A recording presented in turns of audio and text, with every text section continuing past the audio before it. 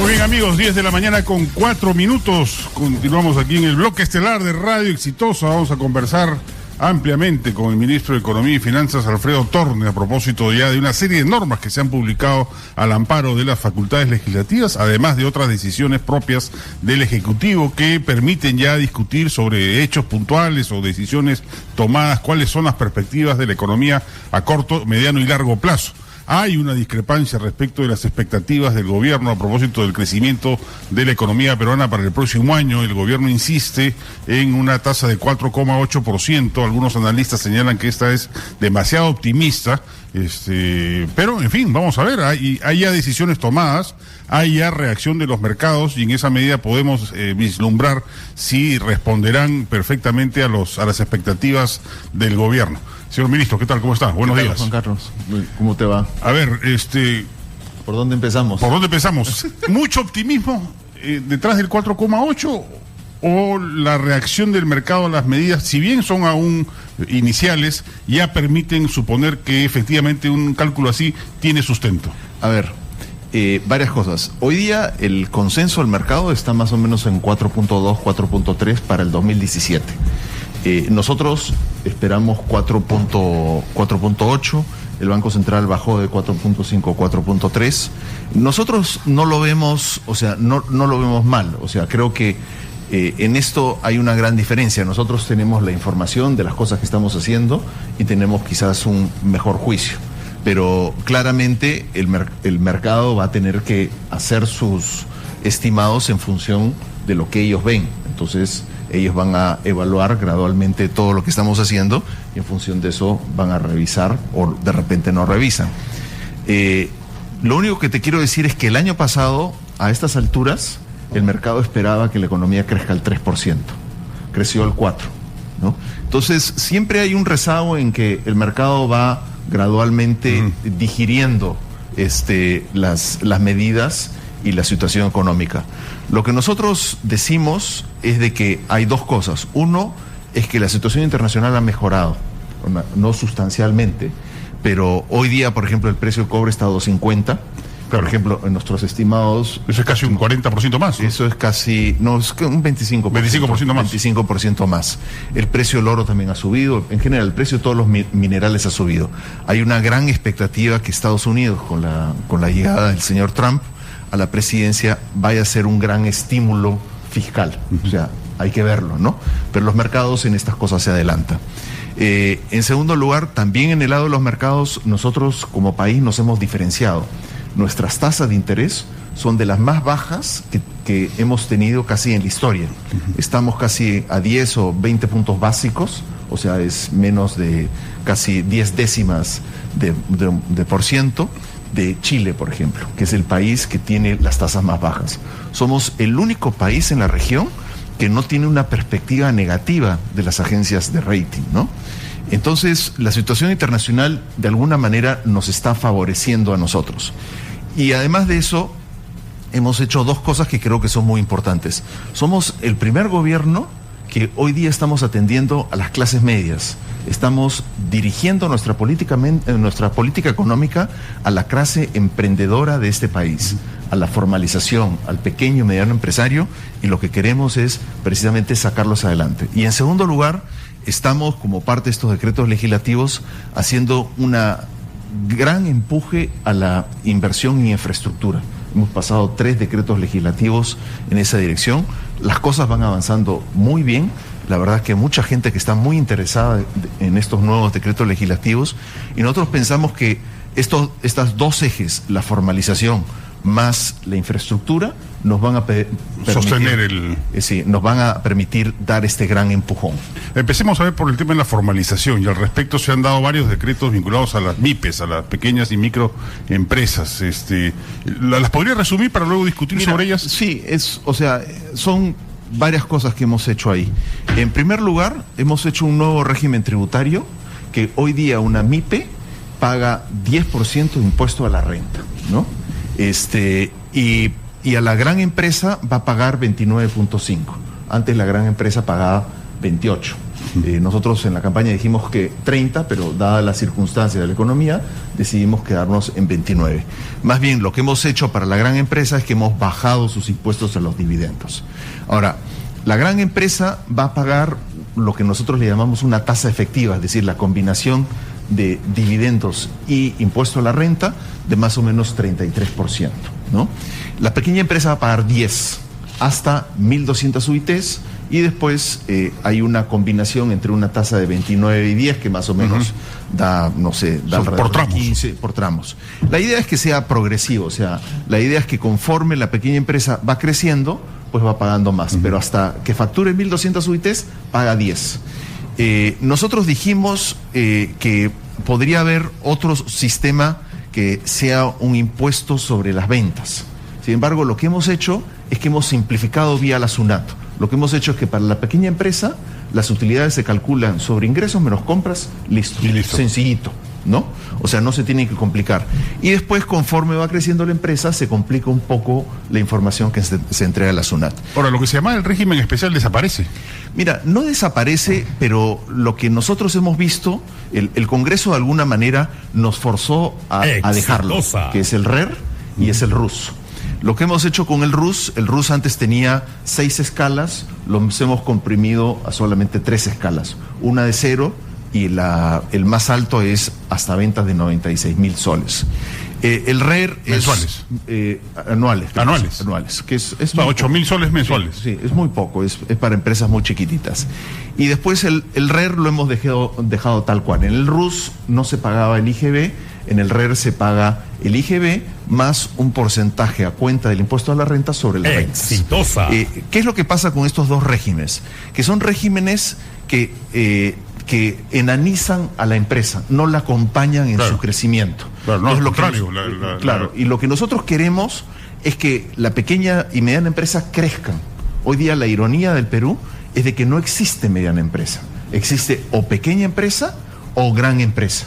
Y en realidad lo que nosotros queremos hacer es que nuestras verduleras, nuestros carretilleros, etcétera, se conviertan en bodegueros, después se conviertan en productores y crezcan. Y la mejor manera de hacerlo es con este nuevo sistema. La segunda cosa que hemos hecho también para la pequeña y mediana empresa es que todas las deudas que tienen judicializadas con la SUNAT por menos de UIT, simplemente borrón y cuenta nueva, que es lo que dijimos en la campaña. Y después la SUNAT se desiste, digamos. Desiste totalmente. Y aquí hay una gran cantidad de... ¿Era muy grande el número? Sí, enorme. Muchísimas empresas que tenían, y que son empresas que obviamente no querían formalizarse porque sentían que la SUNAT le iba a cobrar moras, multas, etcétera.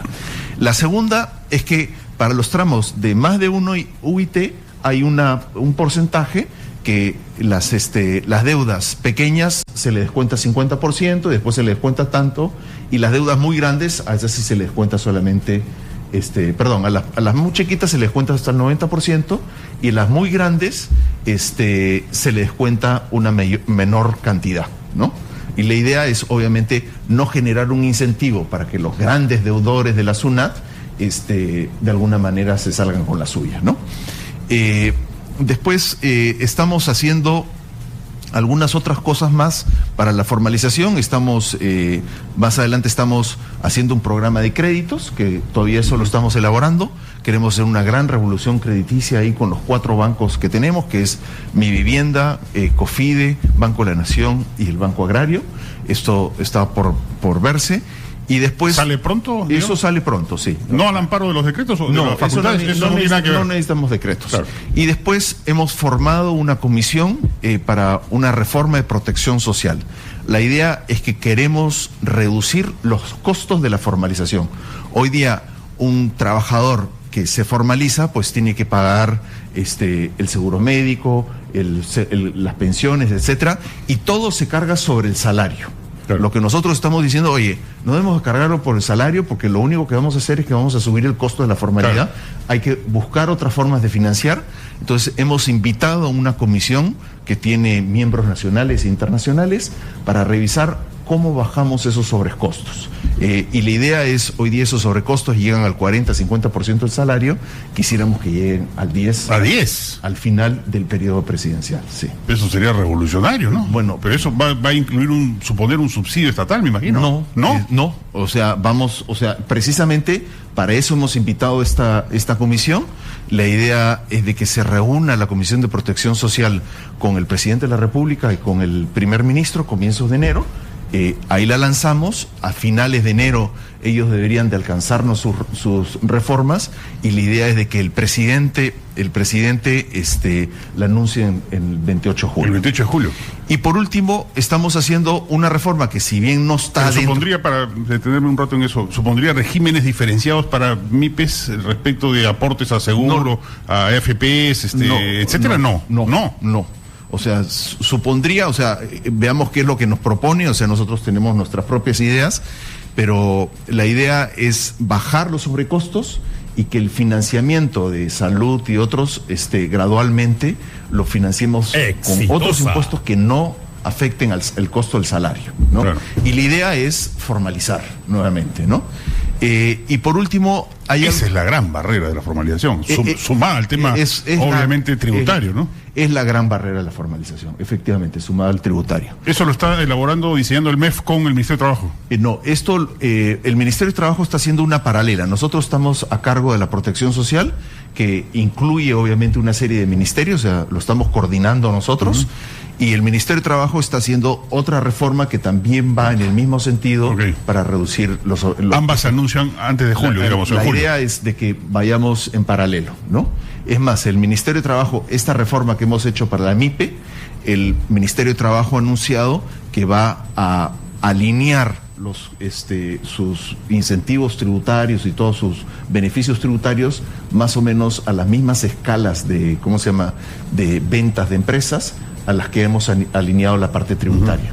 Y de esa manera todas las MIPES van a tener un régimen laboral y un régimen tributario anclado en los mismos niveles, ¿no? Claro. Ahora, no sé, ¿la formalidad impacta en el PBI? Muchísimo. ¿O más en la caja fiscal? No, muchísimo. O sea, más impacta en el PBI que en la caja fiscal. ¿Por qué? Por ejemplo, un trabajador de una pequeña empresa es 3 veces menos productiva que el de una gran empresa. Entonces, los economistas, tú sabes que a veces nos encanta soñar. Entonces, si movemos trabajadores de la pequeña empresa a la gran empresa, eso significa que crecemos 3 veces más rápido, ¿no? O sea, para términos muy sencillos para la audiencia, ¿no? Y eso obviamente genera beneficios tributarios, pero sobre todo genera beneficios... Claro, pero en verdad son legales o formales porque son productivos, digamos, no al revés. Mira, tenemos un consejo nosotros le llamamos el Consejo Nacional de Competitividad y Formalización, y la semana pasada tuvimos nuestra reunión. Hay muy pocos países que han hecho esto, o sea, que realmente han puesto la formalización y las clases medias en el centro del debate económico. Y claro, tiene costos políticos, o sea, si no te va bien, pues te puede ir muy mal. Pero hay 2 países que lo han hecho. Uno es Turquía y el otro es Malasia. Y han formalizado más o menos al nivel de 10 puntos o 15 puntos de formalización laboral. Es decir, por ejemplo, nosotros tenemos nuestra formalización más o menos 28, llegar a 40. Eso es lo que nosotros pretendemos.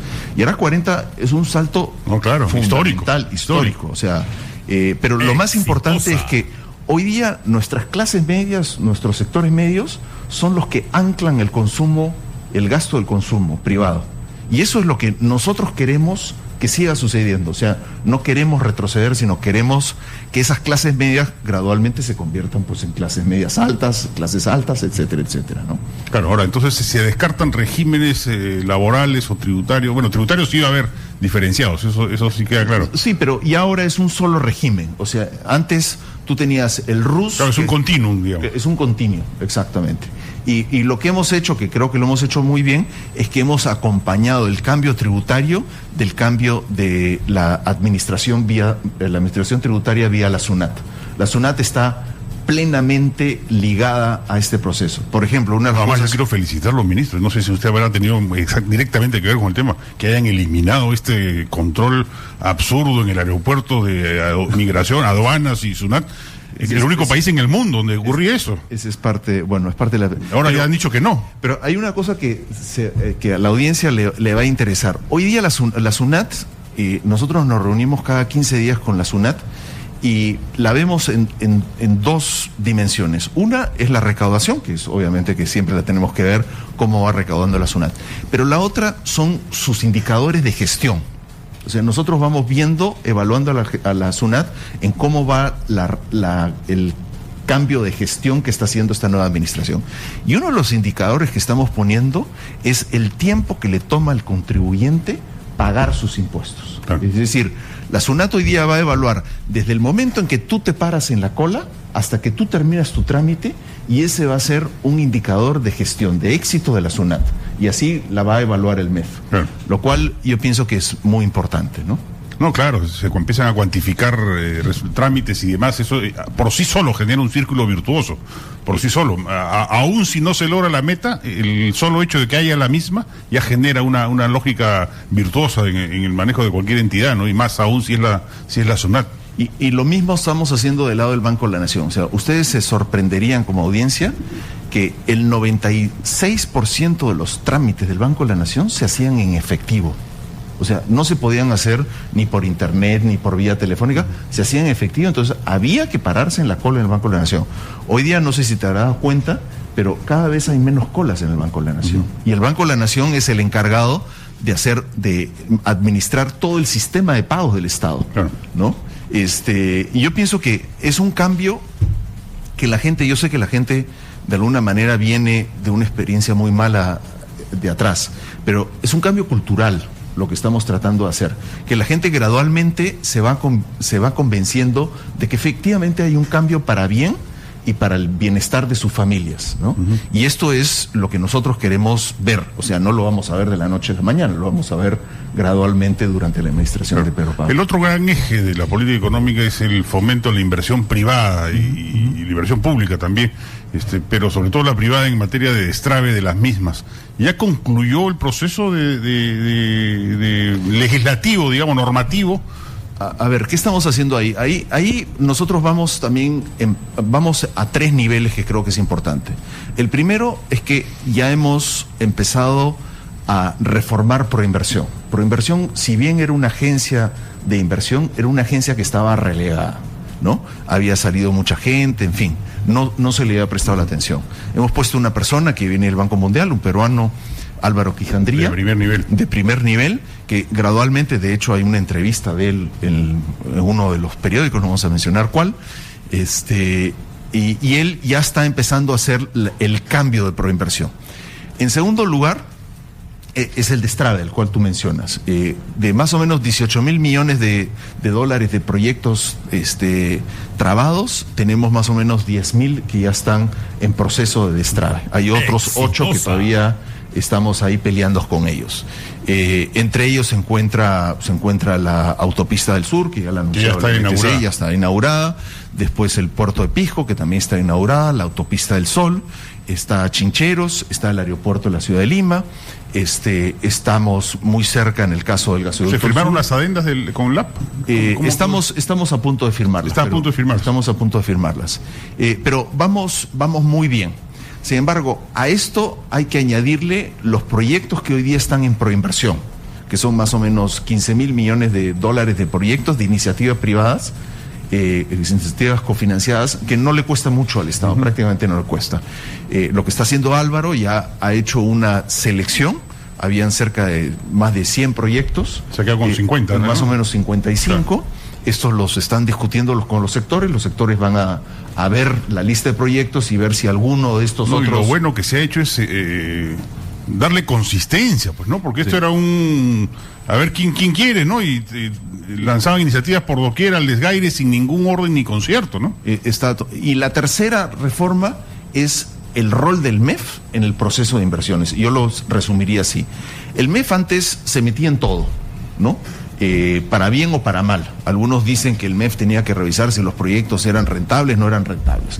Lo que hemos hecho ahora es que ahora simplemente el gobierno regional nos tiene que convencer al MEF de que cierre brechas, es decir, de que el proyecto realmente contribuya a generar algún beneficio importante, y nosotros clasificamos los beneficios.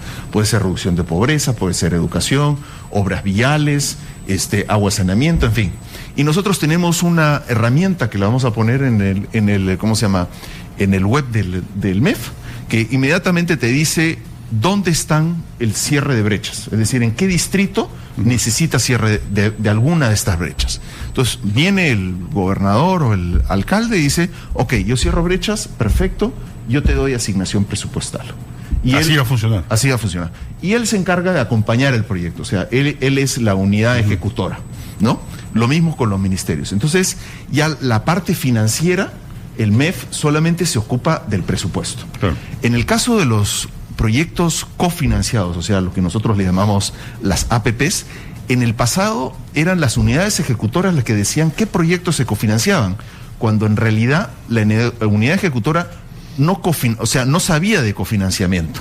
Entonces lo que hemos hecho es que le hemos dado la vuelta. Hemos dicho, las unidades ejecutoras traen el proyecto y Proinversión decide cuáles proyectos se cofinancian y cómo se cofinancian, ¿no?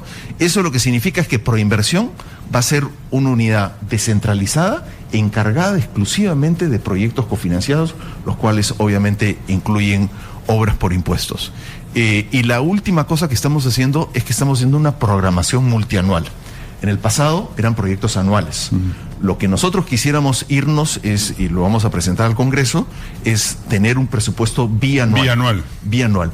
¿Por qué? Porque ahorita, por ejemplo, las regiones, el gran juego que hay es cómo les saco la plata al MEF. Claro. El MEF no la quiere tener de vuelta, para serles bien sinceros. Además, muchos se han contenido a la espera de las normas y hay un embalse de proyectos que va a venir ahora, van a venir un aluvión. Porque ellos quieren entrar a estas nuevas normas, nuevo esquema, claro. A este nuevo esquema. Entonces, lo que queremos es un proyecto bianual para que las regiones puedan trasladar sus excedentes de año a año, ¿no? Y no tienen que guardar este dinero, entonces ellos tranquilamente pueden invertir su dinero sin preocuparse, oye, ya llegó el final del año, no gasté la plata, ahora a ver cómo la meto debajo del colchón o en alguna parte, ¿no? Y ahí generas tú todos los problemas malintencionados de corrupción, etcétera, etcétera. Entonces, lo que queremos es que el proceso... ¿Eso supone cambio legislativo o no? Eso es un cambio constitucional. ¿Cambio constitucional? Es un cambio constitucional. Pero vamos por él, o sea, nuestras relaciones con el Congreso, a pesar de todo lo que dicen todo el mundo, van fluidas. Van muy bien, o sea, la verdad es que van muy bien y creo que hay que reconocer eso.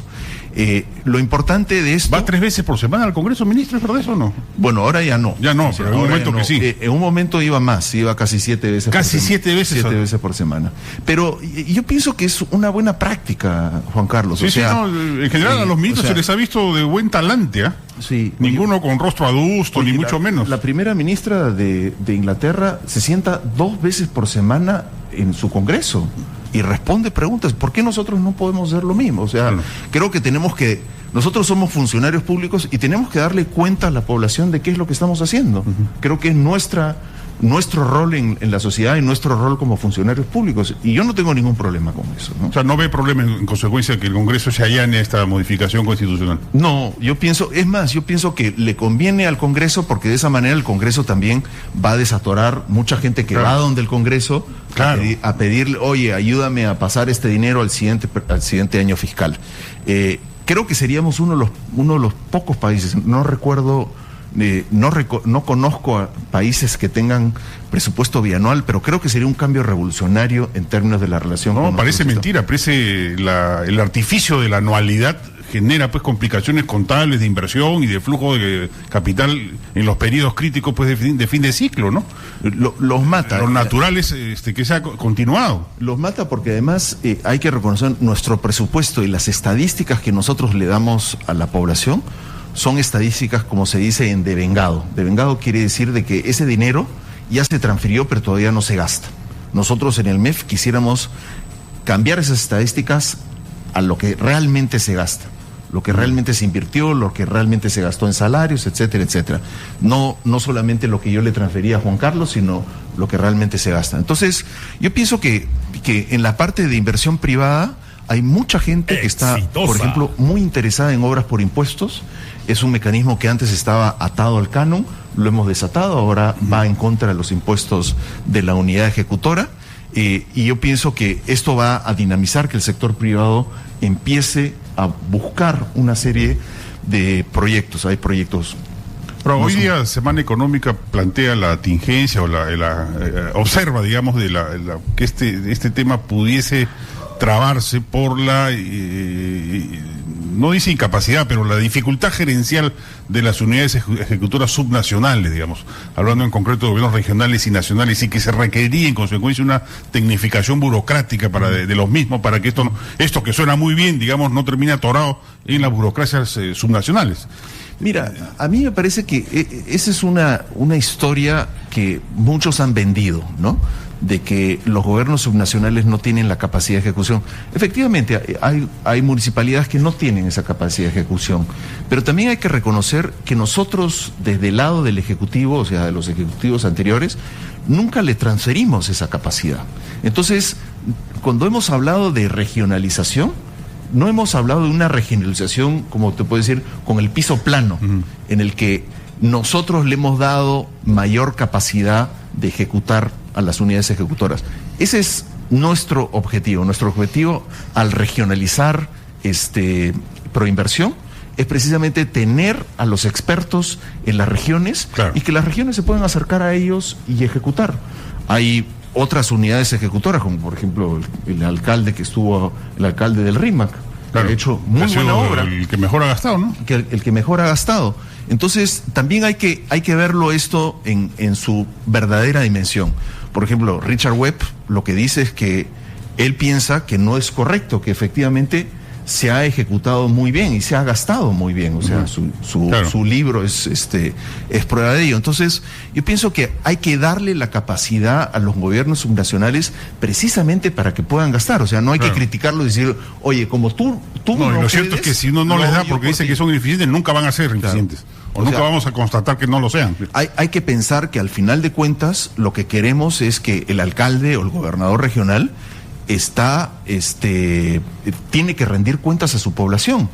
Entonces, ese es el mayor incentivo para que él saque las obras, para que él desarrolle y genere bienestar a su región, ¿no? Vamos a una pausa, ministro, y regresamos de inmediato para hablar de otros temas, como el del gasoducto surandino. En un instante estamos de regreso. 10 de la mañana con 34 minutos, conversamos con el ministro de Economía y Finanzas, Alfredo Tornes, sobre la coyuntura económica y algunos temas que quedan en el candelero son aquellos vinculados a la participación de Odebrecht en el gasoducto sur peruano. Lo que se ha anunciado es que habría ya cerrado una operación de venta de sus activos a un fondo de inversión, el fondo Brookfield. Hoy día el presidente Kuczynski ha dicho que se mantiene la cláusula anticorrupción. Y la inquietud en consecuencia es qué pasaría si se comprueban irregularidades en el proceso de concesión y adjudicación del mismo. Ministro, ¿cuán cerca de cerrarse está esa operación? ¿Al 99%? Bueno, todavía no se ha firmado totalmente. Hoy día nosotros tenemos un contrato activo con el consorcio que originalmente ganó la concesión, el cual todavía está la empresa Odebrecht. Lo que están haciendo, como tú lo acabas de indicar, es que Odebrecht le está vendiendo no solamente a la empresa canadiense, sino a otros participantes más, y Odebrecht tendría que salir de todo el proceso. Todavía no hemos tenido información, o sea, sabemos que este proceso está en pie, pero todavía no ha salido humo blanco hasta donde nosotros hemos visto. Ahora, usted en campaña mencionó que para facilitar a ellos se requería una adenda. ¿Esa adenda finalmente se va a firmar o no ha hecho falta? No se ha hecho ningún cambio en la cláusula anticorrupción. Para nosotros, cuando anunciamos de que no le íbamos a hacer un cambio a la cláusula, o sea, cuando anunciamos a Sempra, que era el anterior concesionario que quería entrar, que no íbamos a hacer cambio a la cláusula de corrupción, ellos se retiraron. Claro. Nosotros siempre hemos dicho que nosotros no vamos a ceder con la corrupción y que vamos a ir hasta el final. Ya, pero lo que yo no entiendo es qué pasa si entra el fondo Brookfield y se descubre que también hubo sobornos en el proceso de adjudicación. ¿El fondo Brookfield pierde la concesión?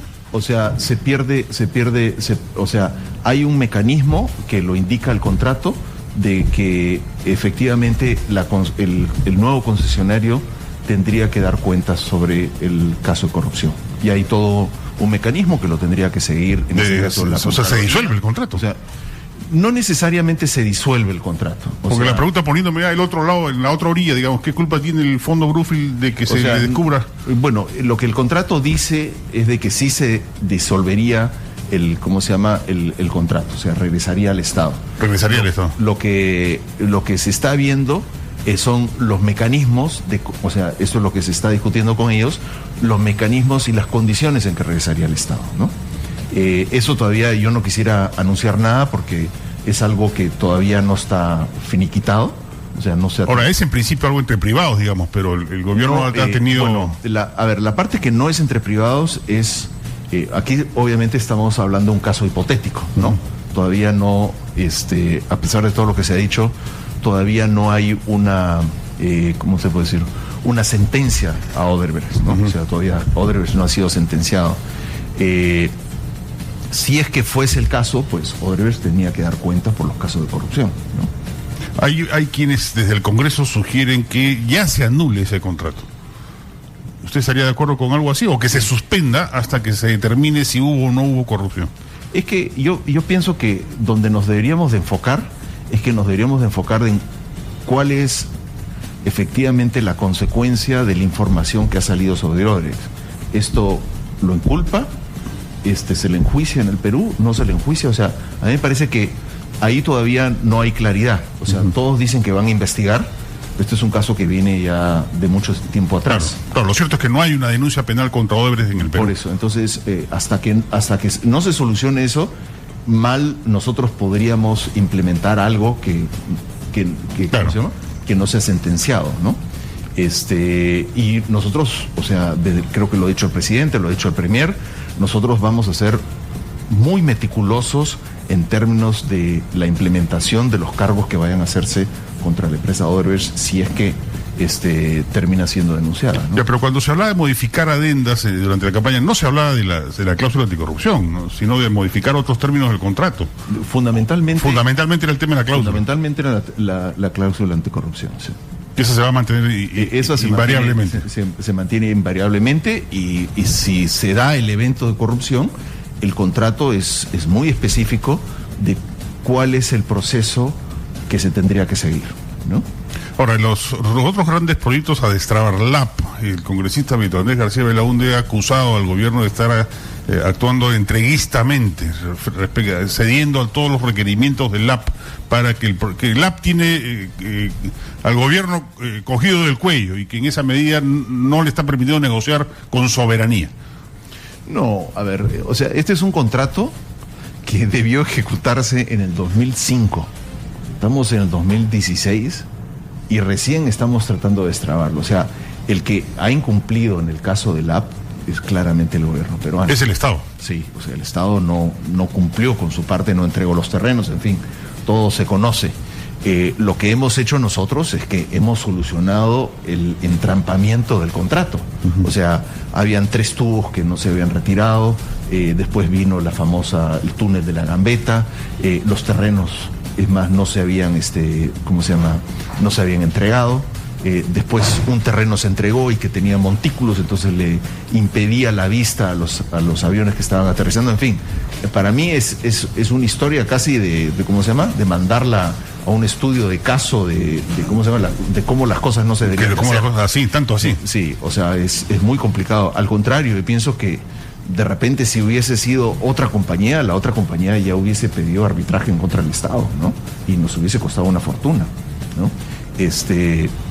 Interesante eso, verlo así también, ¿no? Porque a veces se quiere demonizar al inversionista privado acusándolo de ser, pues, el culpable de la situación, cuando en este caso no ha sido así. No ha sido así. Y a ver, y seamos sinceros, el que pierde somos nosotros, los pasajeros.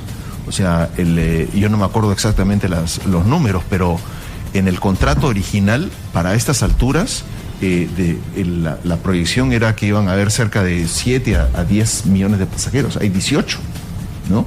O sea, claramente nosotros estamos embotellados, ¿no? Y tenemos un aeropuerto internacional en el Perú. Y lo que queremos es tener, pues, más de uno. O sea, también hemos destrabado Chincheros. Ojalá... ¿Chincheros también ya podemos decir que empezó?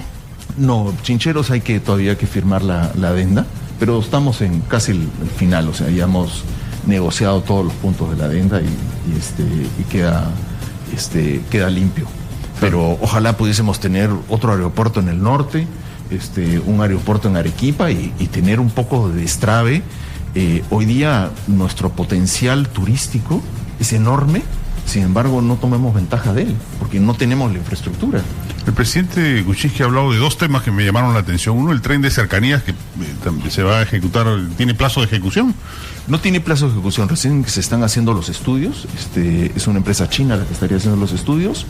Lo único que ha planteado es que habría un ramal que llegaría a Chosica. La idea es tener un ramal a Chosica y después sería un tren que sería de Barranca hasta Ica, por la costa. A mí me parece que... ¿Y sería un concurso público, una concesión? Es una concesión, una APP. Y sí, sería una de las primeras concesiones que haga esta nueva proinversión. Y lo otro que ha dicho es que en Poechos, en el reservorio de Poechos, hay más oro que en Yanacocha. Y han salido algunos expertos mineros a exclamar, digamos, con sorpresa de dónde ha sacado esa información. ¿Hay algún indicio de que realmente sea así? Bueno, recuerda que él fue ministro de Energía y Minas. Ahora, sí es cierto que en los depósitos aluviales se genera oro. Cuando se desarrollaron los proyectos hidroeléctricos brasileños en la cuenca suroriental, no se llegó a concretar al final, pero cuando se planteó la posibilidad, los inversionistas brasileños pidieron que se les entregue también la concesión posterior de los relaves. Exacto, porque sabían que ahí iba a depositarse todo el oro de los ríos. Exacto. No, o sea, que es una probabilidad, es una probabilidad. Él es una persona que conoce mucho de minas, ha sido Energía y Minas, ha trabajado en una empresa minera muy exitosa, y él tiene su propia información y piensa que en Poechos hay oro. Pues creo que la solución es muy sencillita. Va a ser una prueba. Hacer una prueba, o sea, mandar a los geólogos y ver si es que hay o no hay. Lo cierto es de que hoy día nosotros como país explotamos, creo que es el 7% de toda nuestra capacidad minera. Entonces puede haber oro en Poechos y puede haber de repente mucho más oro en Yanacocha, que son yacimientos que podríamos explotar con mucho mayor rentabilidad. Ahora, ha anunciado una serie de proyectos y definitivamente lo que llama la atención es que no ha anunciado congas. Eso ya lo damos por enterrado. Mira, yo no lo daría por enterrado, o sea, mucho depende del precio. Lo que sucede es de que el precio del oro pues se disparó hasta cerca de $2,000 la onza, y a ese precio pues muchos proyectos eran muy rentables, incluyendo Conga. A estas alturas, Conga pues no es tan rentable. No, claro, la propia empresa es la propia empresa la que tiene dudas. Yo pienso que no tiene nada que ver con la voluntad política del gobierno de apoyar la minería. Yo pienso que esa voluntad existe y el presidente mismo ha dicho, por ejemplo, el caso de Tía María, que él personalmente... Que él va a ir, además. Que él va a ir y que va a sacar. Ha hablado de varios proyectos. El proyecto, por ejemplo, que Yabeco es un proyecto que está muy, muy cerca de sacarse. En fin, está el proyecto de La Granja, que es un proyecto enorme, cerca de $10,000 millones, que también lo estamos destrabando del lado de proinversión. En fin, o sea, creo que yo pienso que hemos hecho muy buen trabajo en la parte de destrave de inversiones de infraestructura.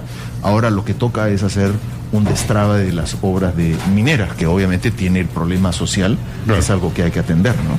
Ahora, ¿y la inversión pública? Hemos hablado de la inversión privada, la inversión pública, ¿cómo la piensan? A ver, la inversión pública va muy bien, o sea, todo lo que son el famoso decreto legislativo Invierte PE, o sea, matamos el SNIP, es lo que mencioné hace un rato, que ahora solamente necesitas justificar cierre de brechas y tienes acceso presupuestal y va a ser una programación multianual. Esa es la inversión pública. En el presupuesto que enviamos al Congreso hay cerca de 5.700 millones de soles de inversión pública que se va a realizar en las regiones. Este dinero, a diferencia de otros presupuestos, se va a entregar entre enero y marzo. Antes este dinero se transfería hasta junio. Lo que nosotros hemos dicho no, es que hay que traer eso para adelante. Ojalá el siguiente presupuesto, en 2018, ya no sea marzo, sino sea finales de enero. Y la idea es entregarle el dinero a las regiones lo antes posible. Hay obras de saneamiento, hay un fondo de saneamiento por 2.000 millones de soles. Hay obras que el ministro de Transporte las ha explicado, hay grandes obras ahí en transportes, en fin, hay una serie de obras y yo pienso que lo que nosotros no queremos, y es lo que hemos hecho, es que no queremos sacrificar la inversión por el gasto corriente, que es algo que gradualmente nosotros estamos conteniendo el gasto corriente para empujar la inversión, porque de esa manera nosotros pensamos que eso es lo que nos va a permitir crecer más. ¿Pero viene alguna mega obra pública en camino? Bueno, construcción de un centro cívico, algo equivalente a eso. Yo pienso que la mega obra, o sea, y hay que concentrarnos, es agua y saneamiento. O sea, son 2.000 millones de soles de obras en agua y saneamiento. Esa es la obra más importante y la prioridad más importante. ¿Ven con preocupación en el gobierno la reciente aprobación en el Congreso del derecho al agua como un derecho constitucional? Se han planteado algunas observaciones de algunos inversionistas señalando que si eso se plasma en términos constitucionales, podría ocurrir que luego un inversionista en agua, de los muchos que podría haber, encuentre dificultad para cobrar, digamos, y bajar la morosidad, porque los pobladores o la población podría apelar a un derecho constitucional. Es un problema, y es un problema que hay que verlo con mucho cuidado. O sea, lo que tenemos que reconocer es que el recurso escaso en nuestro agro no es la tierra, es el agua. Claro. ¿No? Entonces, si nosotros entregamos ese derecho, por decirlo así, a algún otro grupo, lo que va a suceder es que nuestra capacidad de generar producción agrícola y en general de atender las necesidades de agua de una población urbana creciente, pues cada día van a estar en problemas. Lo que el ministro de Saneamiento, creo que él lo debería explicar, lo que él quisiera es gradualmente transitar hacia mayor extensión de agua y saneamiento, pero que también los cobros empiecen a crecer, pues hoy día prácticamente no cobramos por el agua. No, claro, no pues. Y tiramos casi el 46%, según los datos oficiales, el 46% del agua al mar. O sea, hacemos el peor uso de nuestro recurso más escaso, ¿no? Ahora, se ha hablado también, para concluir, ministro, de un proyecto masivo de viviendas, como una manera de impulsar, hablando de 40.000 viviendas. Eso lo ha anunciado el presidente. ¿Va a ser obra pública o va a ser obra privada? Nosotros lo que queremos es apalancar en nuestros pocos recursos con el sector privado. Entonces, ayer justo tuvimos una reunión con el presidente ejecutivo de Mi Vivienda. Lo que queremos es concentrar los subsidios en las viviendas de más bajos ingresos y las de más altos ingresos darle facilidades. Lo que sucede es de más bajos ingresos y las de más altos ingresos darle facilidades. Lo que sucede hoy día es de que Mi Vivienda hace muy bien el trabajo de originar hipotecas, pero no se hace muy bien el trabajo de apoyar a los constructores. Entonces, vía garantías y vía una serie de otros instrumentos, lo que vamos a hacer es que vamos a apoyar a los constructores para el desarrollo de estas viviendas. Algunas viviendas de bajos ingresos tendrán un componente subsidio, y las de 150.000 soles o más, pues ya no tendrán subsidio porque son para mayores ingresos. Lo más importante del Estado es cuidar el dinero, o sea, apalancar el dinero, realmente llegar al pobre, llegar al más desprotegido, pero no necesariamente pues subsidiar a las personas que sí tienen capacidad de pago para las viviendas, ¿no?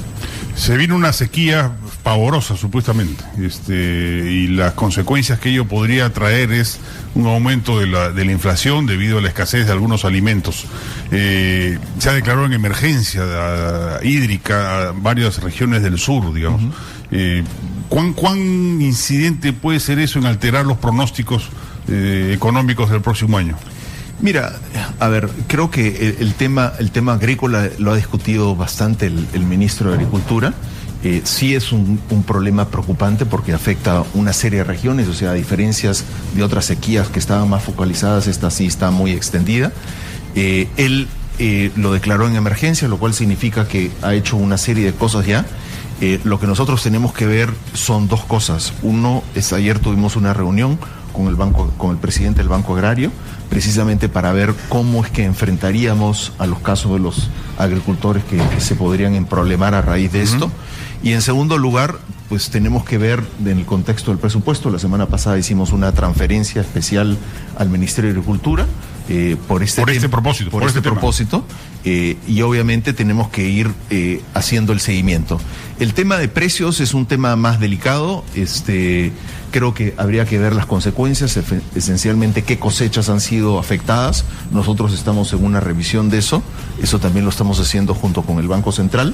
En principio pensamos que puede ser más estacional y menos duradero, ¿no? Ese es el cálculo. Sí, ese es el cálculo que tenemos hasta ahora, ¿no? Pero pensamos que los precios están bien anclados. Algunos, critican que el Banco Central, pues, vamos a terminar el año levemente por encima del 3%, pero creo que como país tener una inflación del 3% es una inflación bastante baja. A mí, te soy bien sincero, como ministro de Economía, me preocupa más el otro lado de la medalla, que es de que la desaceleración de las economías globales y la falta de crecimiento global hace que el riesgo sea una deflación.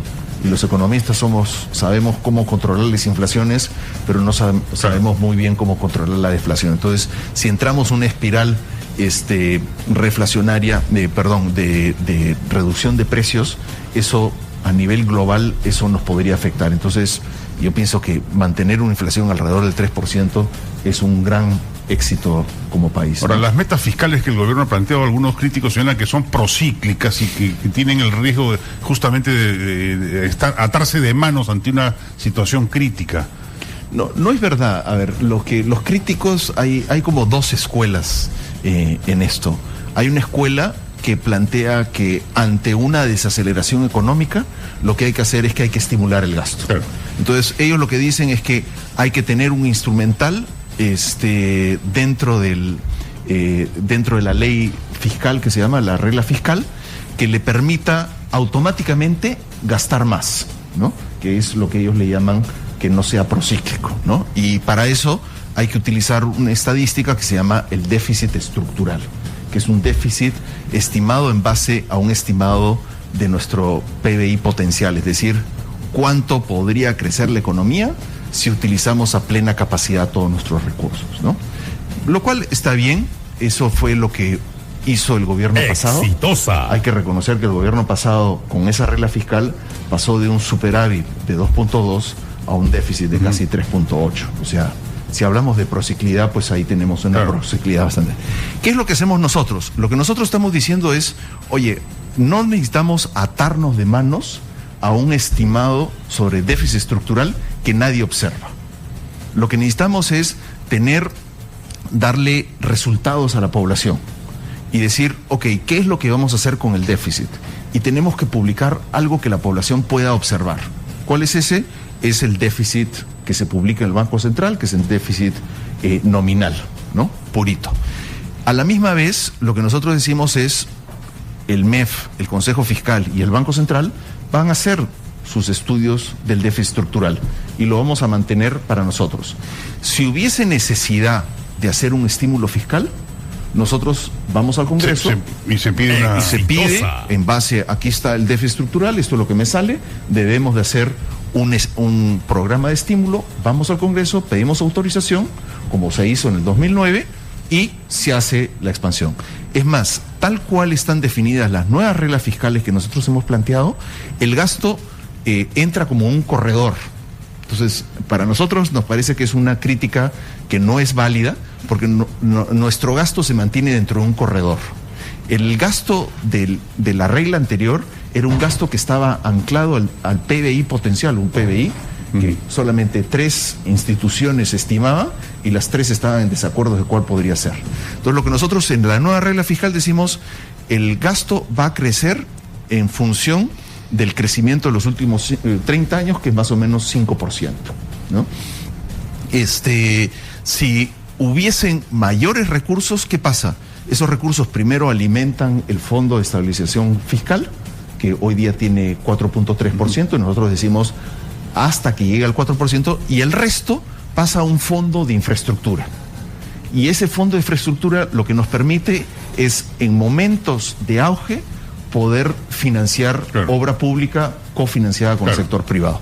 Entonces, ¿qué es lo que estamos diciendo? Es que la mejor forma de utilizar los recursos fiscales excedentes es invertir en infraestructura, porque es donde tenemos un gran déficit. Y obviamente no es solamente es gran infraestructura, sino que también es pequeña infraestructura, obras de conexión real, conexión vial, las famosas carreteras costa-sierra que hoy día no tenemos. O sea, cuando uno va al Braen, ¿cuál es el gran problema del Braen? Es que no tiene acceso para que los agricultores saquen sus productos, ¿no? Entonces hay que darles esas oportunidades, ¿no? Para terminar, ahora sí, ¿por qué ningunea a la pobre ministra de Salud? Dicen unos críticos que la ministra de Salud debería renunciar por dignidad, que ha pedido un presupuesto que le han dado en una disminuida proporción. No, a ver, eso no es cierto. La ministra de Salud tiene más de 8.000 millones de soles de gasto. Salud es un tema complicado, porque gran parte de las demandas de salud son demandas del gasto corriente. O sea, hay que pagar médicos, hay que pagar hospitales, en fin. Y nosotros lo que hemos hecho consistentemente desde que hemos llegado al gobierno es permitirle a la ministra de Salud transferir partidas dentro de su presupuesto. Claro. Lo que hicimos en el 2017 es que le dimos más o menos el mismo presupuesto que tuvo en el 2016, pero le dimos un espacio dentro del Fondo de Agua y Saneamiento, entre 300 y 400 millones de soles adicionales. Lo que sucede es que los analistas, a la hora que ven el presupuesto, solamente ven lo que le dimos directamente y no ven lo que está dentro del fondo. Eso, si lo sumamos, significaría un aumento significativo en su presupuesto. Yo pienso, y lo he dicho en alguna otra oportunidad, nosotros apoyamos 100% a la ministra de Salud, y yo diría, si yo tuviese que poner mis manos al fuego y decir cuál es la gran reforma que este país tiene que hacer en estos años, es salud. Así es. Hoy día la salud no llega a la gente, no llega al de a pie, y tenemos que hacerla no solamente buena la salud, sino que llegue. Hoy día una persona que va a un sistema como de salud, para el cual nosotros pagamos parte de nuestro salario, nos piden 30 días para darnos cita con el médico. Y eso simplemente no puede ser. Es inaceptable. Es inaceptable. Por día hay 150.000 contactos de la población con el sistema público de salud. Por día, 150.000 peruanos tienen contacto. Y es más, en nuestro sistema SIS es más eficiente que nuestro sistema de salud. Sí, claro. ¿No? Entonces, lo que nosotros tenemos que hacer, y es el gran trabajo que está haciendo la ministra, y a mí me parece que es una de las personas más importantes en el gabinete, es precisamente transformar este sistema de salud, ¿no? Y obviamente tiene que haber una transformación estratégica, no solamente coyuntural de pagar las cuentas aquí y allá, sino decir, ok, ¿dónde nos vamos a focalizar en el largo plazo, ¿no? Señor ministro, muchas gracias. Muchísimas gracias, Juan Carlos. Con el ministro de Economía y Finanzas, Alfredo Torne. Vamos a una pausa, amigos. Regresamos de inmediato en Radio Exitosa, 11 de la mañana.